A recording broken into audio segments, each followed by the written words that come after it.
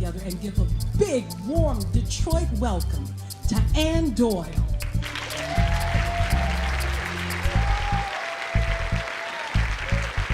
Hello, everyone. It's Christmas time, 1972. I'm a senior at the University of Michigan, about to get my degree in Spanish and political science. And I go home for the holidays, and my parents, who have 6 other children, sit me down and say, "Ann, exactly how is it that you're planning to support yourself?" Now, I didn't have a clue. That was not an answer for my parents. So they started right in on me. "Well, what do you like to do? What do you think you're good at?" Now, my father was a television sports broadcaster, and my mother taught university speech and debate. And I had seen Barbara Walters on the Today Show. So I said, "Well, Dad, I'd kind of like to do a job like you. I think I'd like to be a TV, radio, news reporter." "Okay, well, you better get some experience." So I go back to school and I start volunteering at the student radio station. But my big break came when I got an internship at the real radio station over there, WUOM, Michigan Public Radio. So on my very first day there, I'm in the hallway, and this middle-aged white guy with a mustache is standing in the doorway of the news department. And he calls me over, and he said, "Are you the new intern here?" "Yeah." "Well, I'm the news director. You see this line right here?" "Yeah." "Don't you cross it. Don't you come in here to put something on my desk, to answer the telephone, or to read the news wire, because there is no place in a news department for a woman." Now, I was embarrassed because other people heard him say that to me. But mostly I was angry, because this was my own university, and there was nothing I could do about that, except prove him wrong. So as soon as I graduated, I started sending out resumes, and I sent out at least 100, and I got at least that many rejection letters back. And every now and then I got an interview, including one at WWJ Radio here in Detroit. And the news director said to me, "Young lady, I'm going to give you some piece of advice. You need to find another career, because no one is ever going to listen to a woman doing the news. Your voices are too high."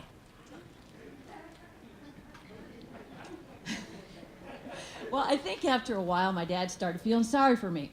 So my dad calls up a friend of his who's the TV news director at WJIM up in Lansing.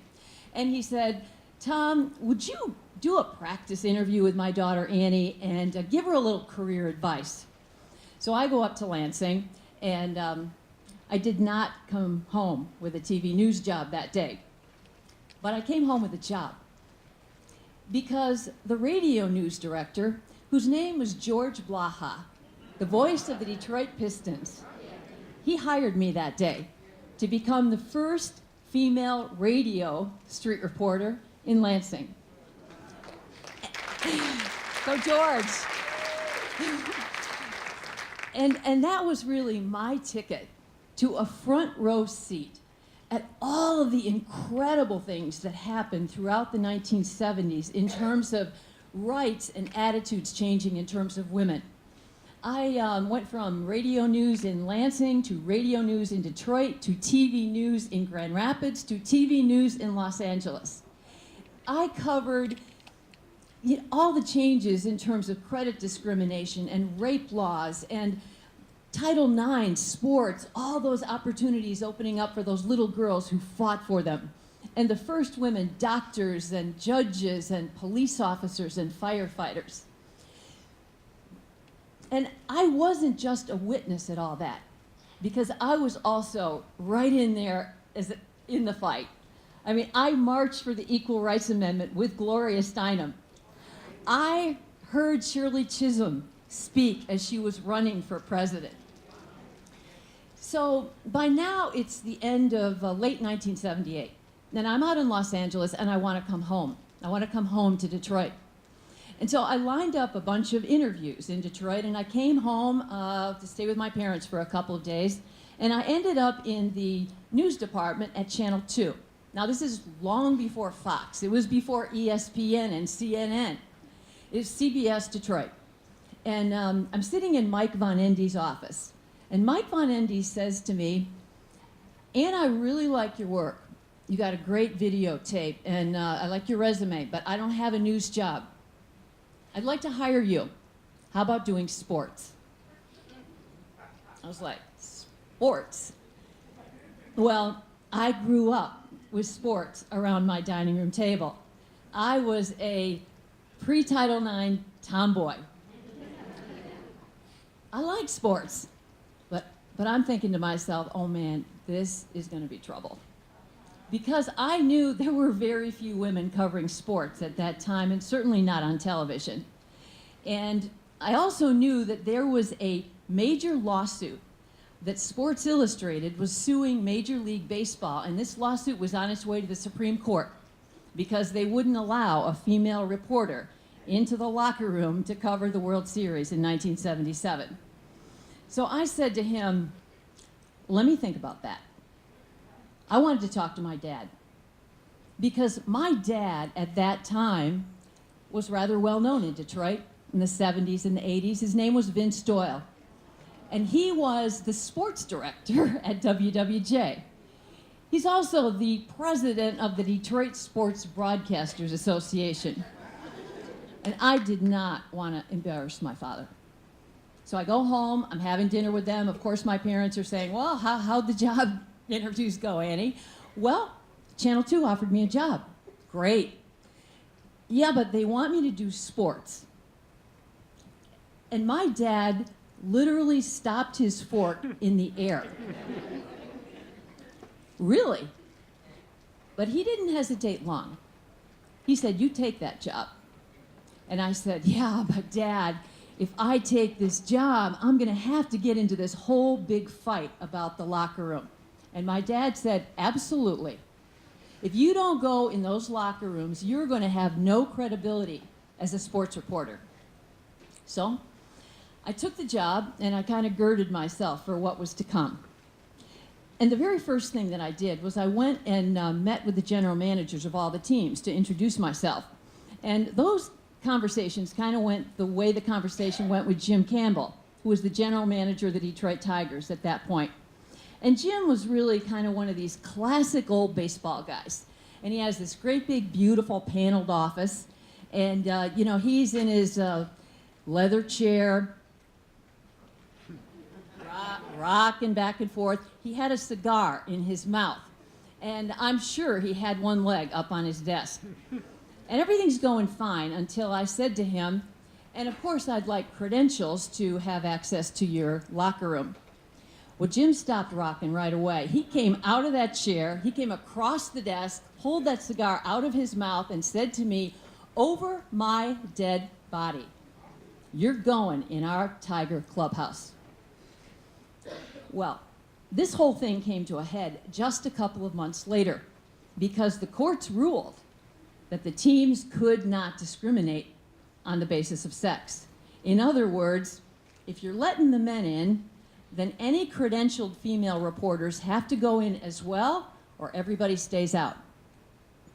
Now you can imagine this sent shockwaves through all of professional sports. This was a big news story. And I remember that Tiger pitcher Jack Morris told reporters, the only time I'm talking to a woman when I'm nude is if she's under me or on top of me. So, because I'm already on the job, and there were very few women on the job in sports departments at that point, it fell to me to be one of those women who walked through those doors for the very first time once the courts said, you got to open them up. Now, I learned very quickly that it is one thing for the courts to rule that you have a right to do something.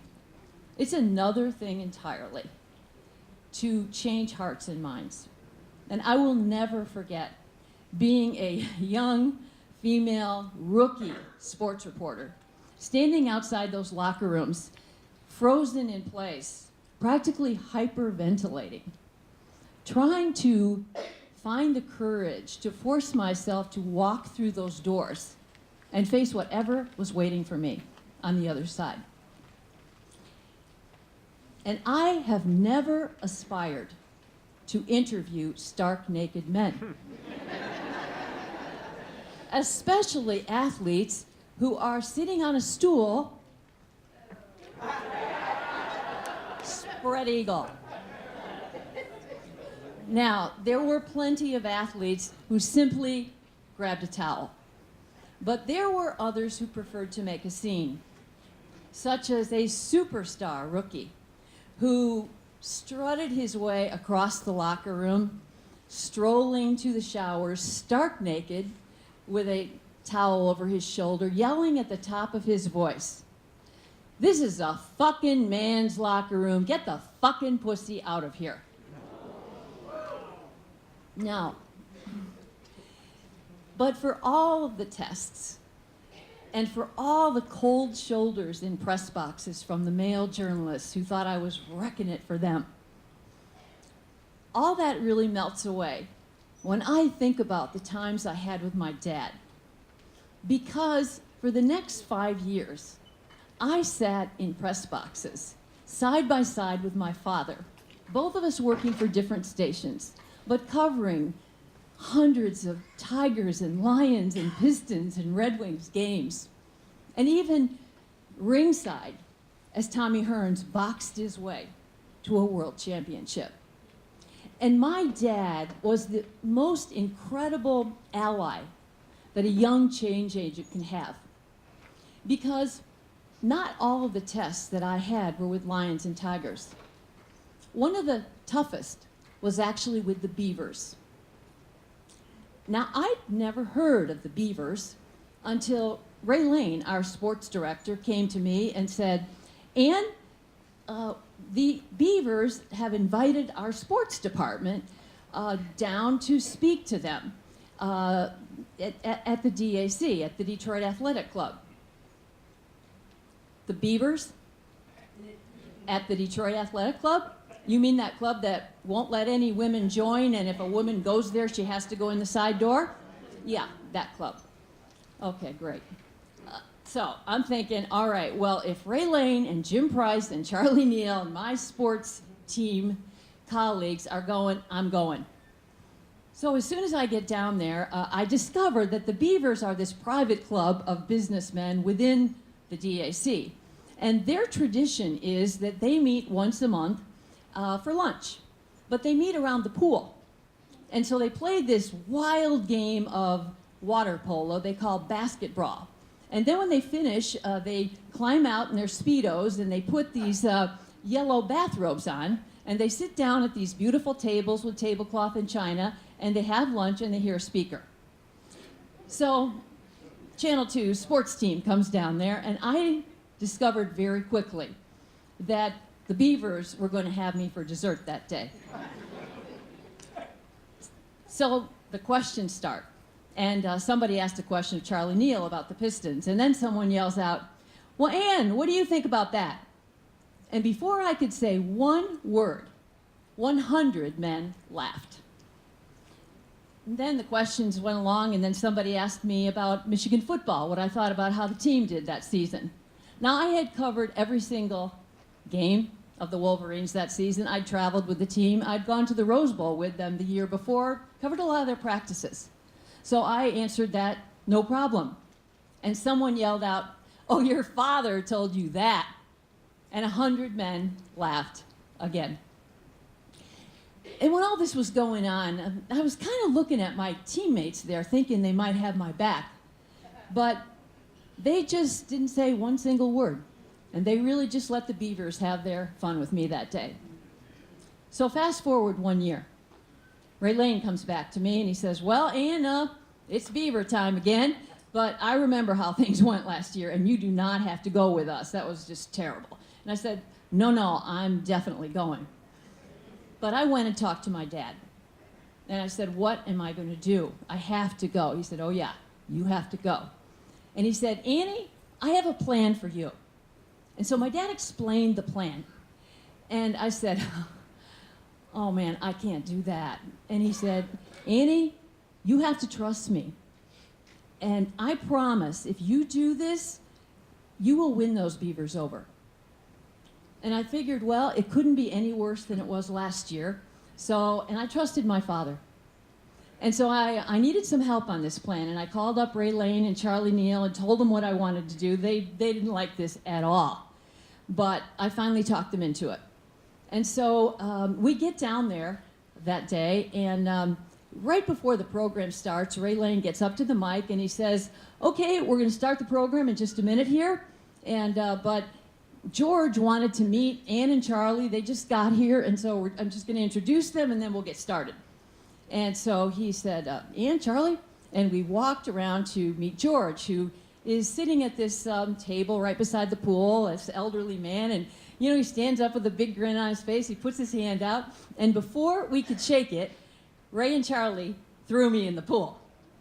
Now, pandemonium breaks out. The beavers are yelling and screaming, and a couple of them are throwing off their bathrobes and jumping in the pool to save me.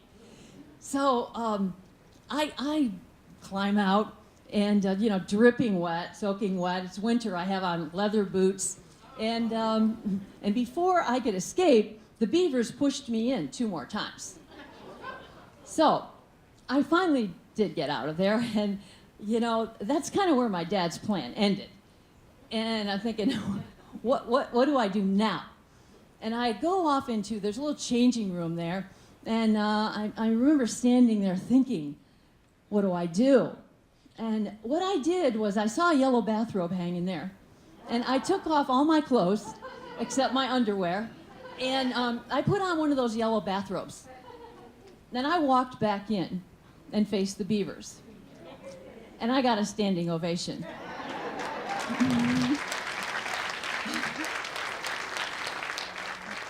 And when the Q&A started, not a single man laughed. Now, I've come a long, long way from my days of facing mocking businessmen and hyperventilating in locker rooms. And I know that there are many of you in this room tonight who can match me story for story. But here's what I've learned. I believe that all of us in life have many opportunities that come along to sort of help humanity move forward. And some of the best opportunities to make a difference can be really scary.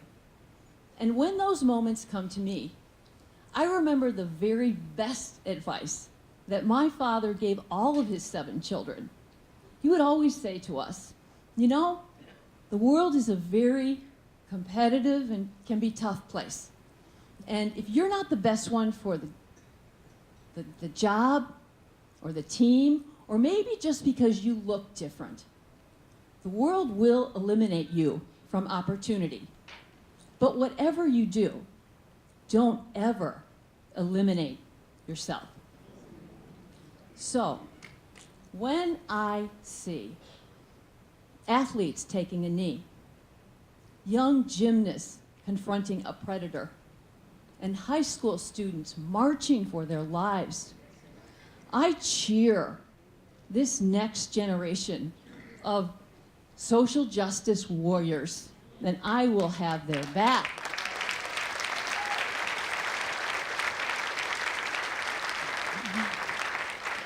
And just one more thing. If anybody tells you that the beavers didn't throw me in that pool, I have videotape.